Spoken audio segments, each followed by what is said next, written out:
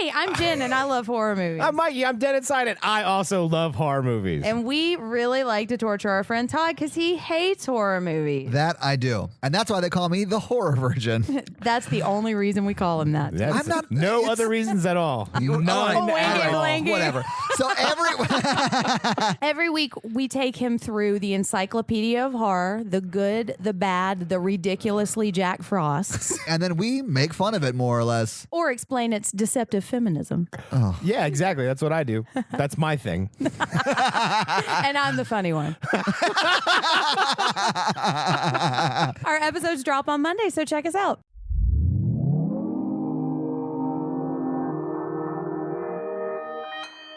Consequence Podcast Network.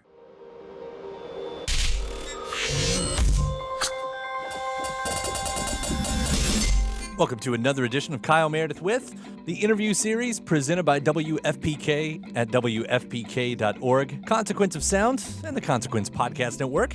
Thank you so much for checking out the series today. Thanks again to all the subscribers who keep up with all of the episodes. We do produce new interviews every Monday, Wednesday, and Friday. I always love hearing from you all. Thank you for the comments that you leave in the various places, whether that's in podcast land, like on iTunes and Apple Podcasts, which, by the way, you leave comments there. It really helps out the series. I also read all the ones who come in through the YouTube channel as well, and you can listen at Spotify. If you're not a subscriber, any of those places or wherever you get your podcast from, please take a moment to hit that subscribe button so you can keep up with the series, keep up with all of your favorite artists. I'm Kyle Meredith. Today, I'm talking with the Psychedelic Furs. Founding member Tim Butler jumps on the phone to talk about the band's first brand new album since 1991's World Outside. That's right, they've returned in 2020 with Made of Rain. We're going to get into the ins and outs, why exactly there is so much space between the albums, the idea of picking up new fans, as well as to catering to old fans. In fact, it's a really interesting cyclical moment here. When we talk about, are they trying to look back at any of their previous eras for the sound? He says, we're actually looking at bands and being influenced by bands that were influenced by us. So that's a really interesting moment coming up in this interview. There's also more band input than they've ever had, or at least that they've had in a very long time that went into this album. That also includes one of the co-producers, Richard Fortus. Now, you'll know that name. He stretches far back, at least as the Love Spit Love albums. As a longtime fan, Tim's going to tell us he was the perfect person to pick to help helm this record. There's a lot of alliteration in that sentence right there. Curiously, there's also some inspiration taken from David Essex. And considering that era right there, we're also going to roll the clocks back to 1980 because it was 40 years ago this year. In fact, 40 years ago this month that the Psychedelic Furs released their debut album, the self-titled LP. I get to hear all about that, sort of helping to create post-punk, coming out of the punk movement, and being in a six-piece band with saxophone. Now, that wasn't an instrument that was completely obscure at that time. There were still plenty of bands doing that, even looking at something like the E Street Band in a very different type of rock genre. But coming out of the punk world and not being ska, well, it helped define their sound anyway, so we're going to get into that as well. So let's jump into this, talking about the record Made of Rain. It's Kyle Meredith with the Psychedelic Furs. Hey, Kyle, how you doing? Well, man, I can't believe I'm saying it, but the Psychedelic Furs are back. We've waited so long, a long time, with this excellent new record, Made of Rain. Congratulations on this. Thank you. It's good to finally have it, coming out and together and everything. It's been a while. We've been working on it, bit by bit for quite a few years. When did you start working on this? Because, it's, as the story goes now, it's almost been 30 since the last record. And of course, there was a time in there that you weren't a band and then got back on the live circuit.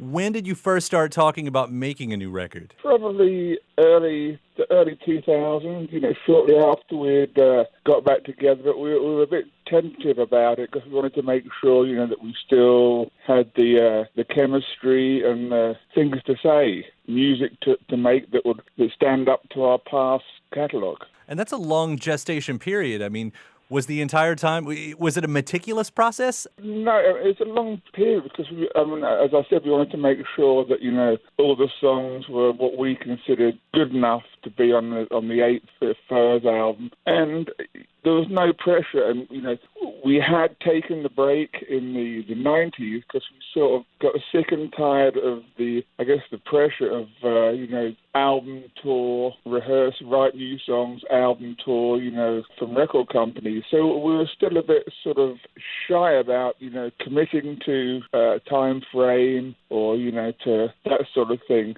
So it took one of the oldest songs on the album, I guess, is "Wrong Train," which was written in 2004. Wow. 4 or 5.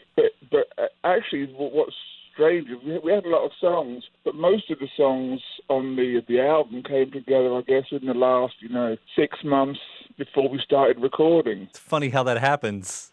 Finally when you know it's time. Which is great because I guess the time was right. It's great as well because everything sounds fresh and still fresh to us. When we go out and play it live, it's going to be we're just getting excited about doing that. Well, there's obviously magic that happens when you all write together. It sounds quite natural. But when you're putting together a record, and especially one that does come so far after the last one, do you find that there is an era in their past that you want to touch on? Yeah, we have to keep, of course, keep our own sound, but we also, you have to show that you're not, just a bunch of old geezers, retreading your heyday. So, you listen to what's the music that's going on around you, and you are sort of influenced by it, which, you'd have to be deaf not to be influenced, over the years by different music. So we sort of take in, I guess, inspiration from bands that have been inspired by us in the past. So it's a sort of a circular thing. Very cyclical like that. It's really interesting. I mean, music comes in waves and cycles, things come and go and everything, but like post-punk is having another moment in the sun right now. So it's interesting that this does arrive during this time because I don't think it could have been better timed. It's strange. In the 90s, bands were, grunge bands and their ilk were put down bands from the 80s. And now it seems like those bands are sort of forgotten. As you heard now, it's more of like the 80s sound is back. But and to be fair, by the way, this record, Made of Rain, sounds vital. It sounds present. It sounds relevant. Even reading some of the comments as the first single comes out with Don't Believe, I think that surprised a lot of people, because bands do come back after a lot of years, and that's not always the case, that whether or not it's good, and putting that aside, it doesn't always sound like now. And even though there is a classic first sound of this, everything about this sounds very now. Yeah, I think that was sort of a worry we had that that we wouldn't meet expectations of, being not groundbreaking, but, relevant. Because if we'd come out with an album that sounded, just like retreads of the 80s albums, they'd be good albums, but, for people to hear and think, wow, they're back and they sound now. As fans, I think, we have an idea of a band, especially a classic band. And for you all, it's almost like when you've got that much history that there's that potential that you're held to a memory that's basically a one small moment in your life from, at this point, over 40 years ago for you all. Does that have any weight, when you are thinking about it, the new music? Yeah, we have an idea of what our original fans expect, but we also have an ear to, I think, what is, younger fans who, don't really know the Furs, but have just heard, from other people about them and sort of seen, new bands saying their influences of the Psychedelic Furs. So we have to, I guess, impress them, but I don't think they'd be impressed if we just came back with, something sounding like us in the 80s.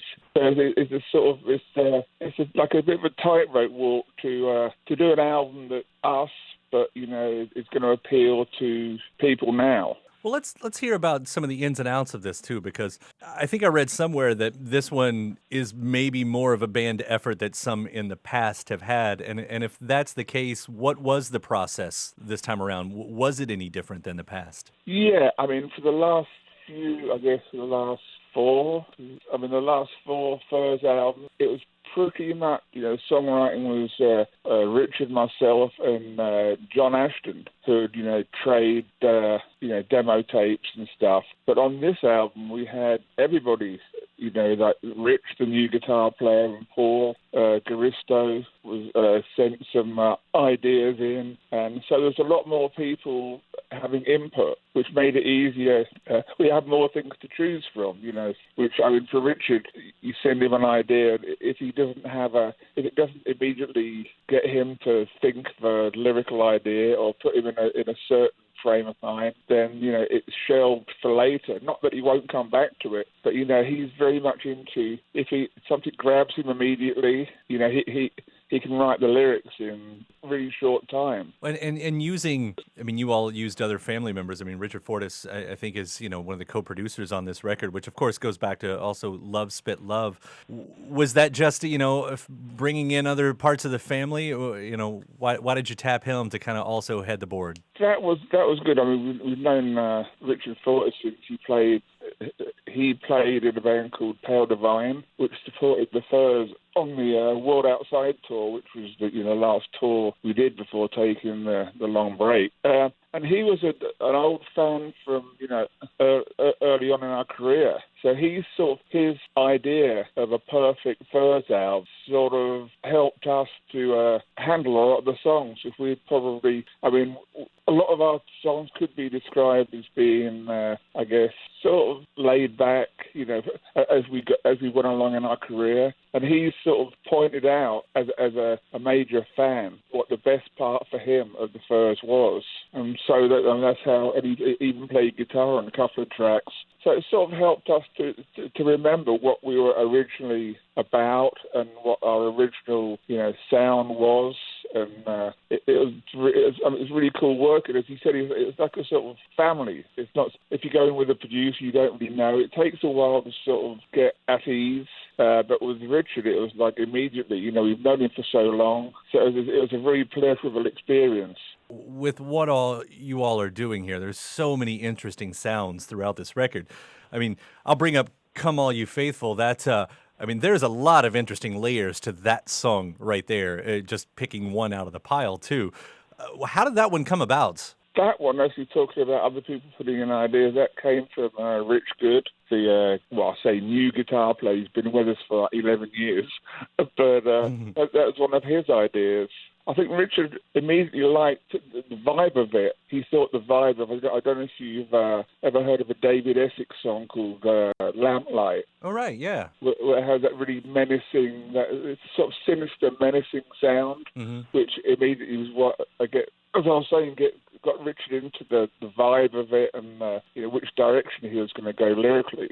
Like I said, and all the different instrumentation you're using on a track like that, there's a lot to dig into. I should also bring up the lead single too, because Don't Believe was such a solid return. When you want that classic thing but something new, I think that's what impressed everybody with that track. And if you don't mind the broad question on that one too, about the story there. Well, that was a song that it's strange. It was a song that I'd written. It had a verse and a chorus, and I sent it to Richard, and he said to me, "Yeah, I like the verse part, but write another chorus."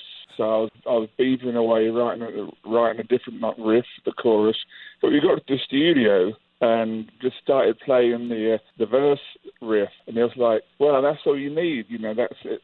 It's the groove is everything on it. It came together pretty quickly. I think it was probably the last track we recorded as well. That story happens a lot. The last track ends up being, the lead single sort of a thing. You're not always lucky that, because bands, the new track is the favorite track a lot of the time, but you're not always lucky that it ends up being a really solid actual track. Yeah, I think that one is the one that most harkens back to, I guess, the early sort of aggression of the Furs, circa India, the first album. That one, I hope you don't mind me bringing it up, because that one turns 40 years old, March 7th, I believe, the debut record that you guys did, the self-titled one there. Really? It only seems like yesterday. That's good, because I wanted to ask you a couple questions about it. Maybe it'll be fresh in your mind. You had only been a band, I think, 3 years at that point? Yeah, I mean, I think when we got signed, we had only played about 40 concerts, but we would, I guess we were making a sort of a commotion in the music business and the clubs, which were used to, punk was dying because, I guess the three-chord thrash had burnt itself out. And we were out there playing, and we'd jam around with a song for 10 or 15 minutes. A song like India and Imitation of Christ would, go on as long as, anybody wanted to solo. And I guess record companies, we were picking up a following, and record companies was saying, hey, if they can be playing to 1,000 to 1,500 people in London, why not worldwide? It was fresh. But just, seeing that timeline, I mean, you went from not knowing how to play any instruments a few years before as the band started to being very seasoned in a very short time. I mean, what do you attribute that to? A lot of rehearsals. We'd rehearse, we'd jam in, my parents' front room, or, but when they threw us out because we were too loud, we'd do rehearsals without any gigs. We'd just go in and rehearse, just to have fun. You were a little, punk might have been dying, but, having been a little bit influenced by that, the saxophone, I think, is what always caught my ear about that time, because saxophone definitely wasn't common in punk, although it was coming up in ska and sounds like that. Where did that decision come from to have that as a featured instrument in, you were a six-piece at the time? Yeah, I mean, it wasn't a thing where we were getting a band together and thought, oh, we have to have a sax. Our brother, Simon, who was actually in the original band with us, went to school with Roger, the original guitar player, and Duncan Kilburn, the sax player. So when we were doing the jamming around, he would come over, and he was just learning to play saxophone, so he'd, honk away in the background. And as time went by, we all started to play better. So that's how he came to be in the band. We had sax. It wasn't a thing that we decided at the beginning. We want to form a band and have a sax. It just happened. As it went along. It ended up being sort of, some of those defining sounds of those early years. Yeah, and it is a defining sound. As you were saying, at that time when you get, bands playing three-chord songs, about anarchy and whatever, we'd be playing. It was more of a sort of, I guess you could say, Roxy music crossed with the Stooges. Right. Yeah, and again, I'll even purposely overuse this word. It was just magical, the chemistry that all came to that, which is a hard thing to come by. It is. I mean, being in the band, I don't sort of think about it much because it's just, it's there. But it is a even nowadays, it's quite a different thing to have in a rock band. Well, I love how the chemistry is still there, not even counting, different people kind of coming and going, because, again, this new record, Made of Rain, is something really special. Oh, thank you. It's been a long time coming. So well, I'm glad it's happened. It's good that it's meeting expectations. I'll also quickly bring up, I'm based here in Louisville, Kentucky, and as I read, you're not far from here, right? Stanford, Kentucky. Stanford. Now, that's, in the middle of Kentucky, that's not where you consider a post-punk legend to reside these days. Does the community down there know what you're doing? I mean, there's some people, but not. I mean, you walk into a restaurant sometimes and people will sort of recognize me, but it's not a hotbed of new music. Oh, I've always enjoyed kind of knowing that you guys, because you've played up here in Louisville a couple times in the past few years, once, I think twice and everything. That caught one of those shows at the Mercury Ballroom, and I don't know if that's one of those shows where you get to keep the house keys in your pockets or not, but it's kind of cool having you this close. Oh yeah, I mean, I've been here probably 12 years, and I married the reason I'm down here is I met my wife, who's born in Liberty, Kentucky, on MySpace. Oh wow!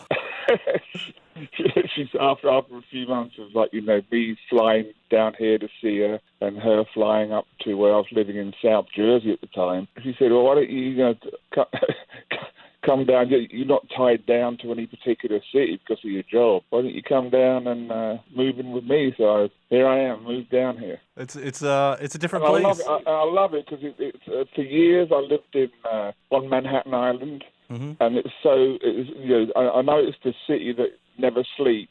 But if you want to sleep and you're paying outrageous rent on an apartment, on Manhattan Island, it's just you're just wasting money. Right. So when I decided, that I was no longer the nightlife person, it was perfect time to move out. And down here, it's very like where Rich and I grew up in England, in the countryside, farms and all around. Yeah, well, that's one of the reasons I stick around here, too. It's travel a lot. The hotels are expensive. It's nice coming back home. Yeah.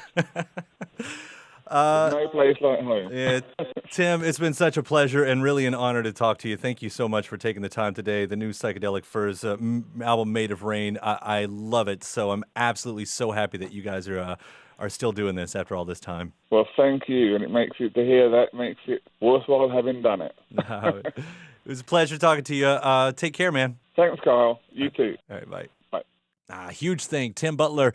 The Psychedelic Furs, the new record, is called Made of Rain. And thanks to you for checking out the episode. Again, if you're not already a subscriber, I do hope you do that before you get out of here, especially if you enjoyed listening to what you just heard. We do that multiple times a week, so you might as well jump on board. iTunes, Apple Podcasts, Spotify, YouTube, Podchaser, Acast, Stitcher, NPR.org, wherever you get your podcast from. You can type in Kyle Meredith with, and that's where you'll find us. After that, head to WFPK.org, and that's where I do a show Monday through Friday at 6 p.m. Eastern. It's an hour full of song premieres and music news, anniversary spins, and bonus interviews. Again, that's WFPK.org. Consequence of Sound has your music and film news. You can also find me on just about any social media platform, all the major ones anyway, at Kyle Meredith. That does it for another edition. I'm Kyle Meredith. I'll see you next time.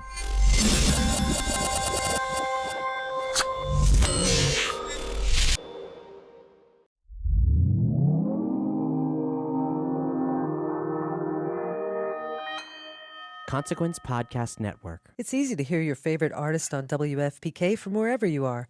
Listen on your smart speaker, live stream from our website at WFPK.org, from Louisville Public Media.